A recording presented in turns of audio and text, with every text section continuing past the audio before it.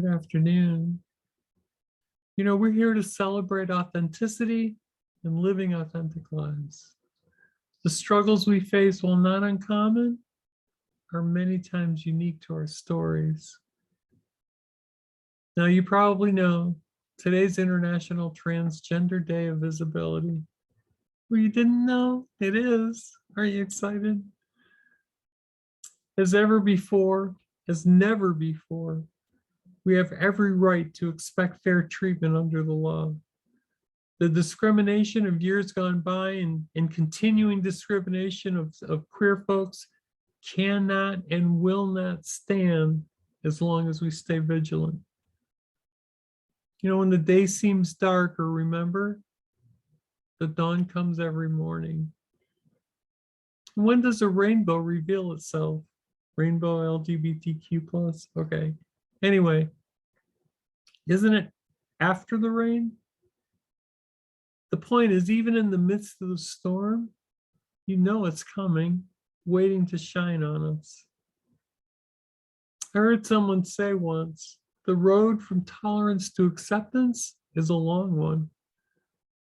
And as I recently read the book, The Gay Revolution by Lillian Faderman, I think it is, was reminded that the battle for equal rights for the LGBTQ+ population has been a hard-fought one that yielded results over time.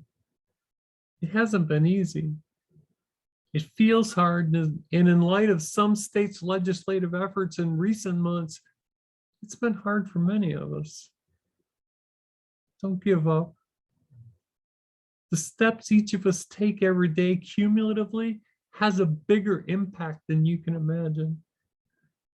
You know, when Harvey Milk and others were fighting for gay rights in the 1970s, at the height of Anita Bryant's campaign against homosexuals, there was a big push to become known in our communities.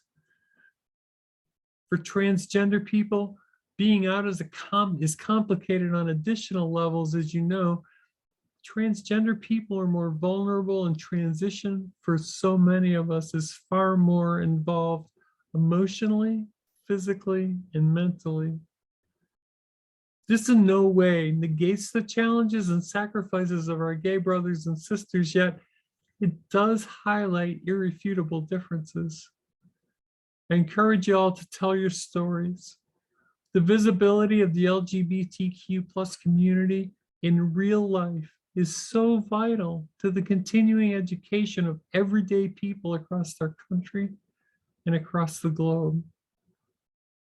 As we saw time and again in the gay revolution, telling our stories made a significant difference in capturing the hearts and minds of everyday people across America. I believe our visibility is key, and here's why. People fear what they don't know and don't understand.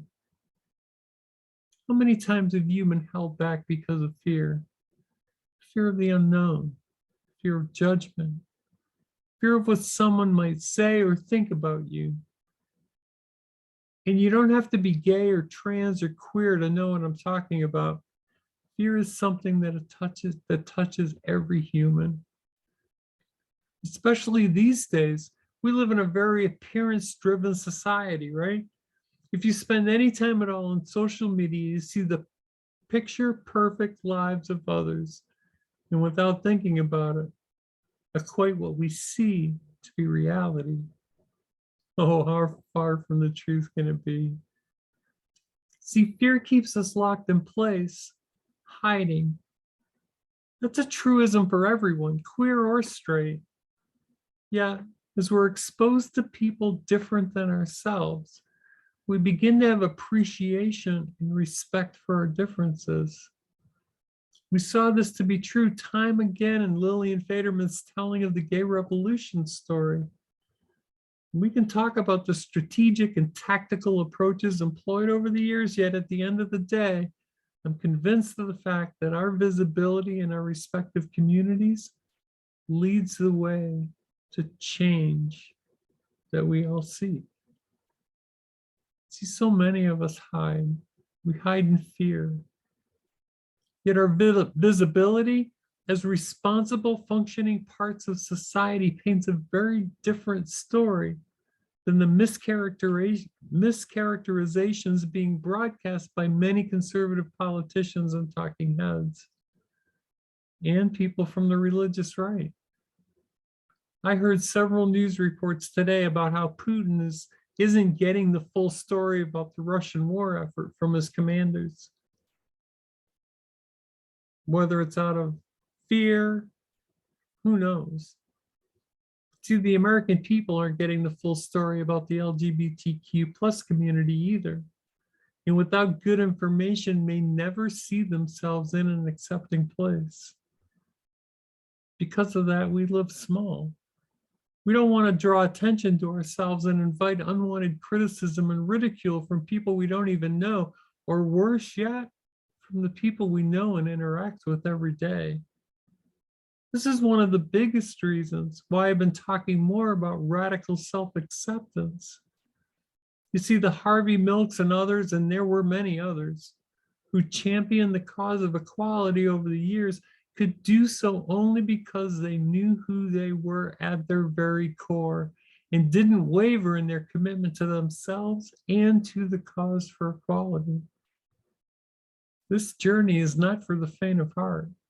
No matter where you find yourself on the spectrum, you know what happens in those isolated spaces of loneliness and despair. You know what it's like to be ridiculed and condemned, and even worse, to be ridiculed and condemned by people who profess to love you, and yet today only have words and actions that tell a very different story. The first step, and for many the most difficult step, is unapologetically reaching the point of recognizing who we are at our very core. Many of us have had hints along the way, yet because of religious and cultural messaging, we're too afraid to believe it, or in many cases, didn't have the words to express it. Not having the vocabulary or understanding cause us to live in fear and shame, living small and hiding our authentic selves. For me, admitting I am transgender to another human being for the first time was liberating and yet so frightening at the same time. I had no idea what to expect, other than what I knew and observed in others' experiences, and that wasn't all good. I had little expectation my church, as I knew, was going to support me, and they didn't, no matter how involved I had been in the past. Out of all the people I had interacted with, only one reached out and said they wanted to have a conversation to understand, and then never did. We had dinner with some friends not too long ago, and it was interesting because people that we knew in Ohio, people at a church that we attended here, would ask them, hey, what's up with Kelly? Or they'd use my given name. And their response typically was, I don't know, why don't you ask her? No one ever did. And see, living our lives authentically is so critical to radical self-acceptance. And yet the journey to get to that point is filled with so many unknowns. And when we live in fear of the unknown, we stay hidden and living small, many times isolated. A big part of radical self-acceptance is coming to grips with the fact that it's going to be hard, and that's okay. It's supposed to be hard. We may say we want the easy life, but let's face it. When have you ever seen the most personal growth in your life? Hasn't it been in the midst of hard times? It's certainly been true in my life.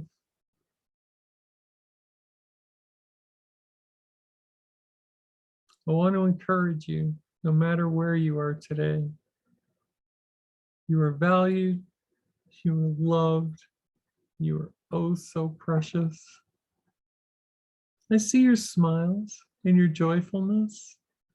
I see your tears and struggles, hurt feelings and loneliness.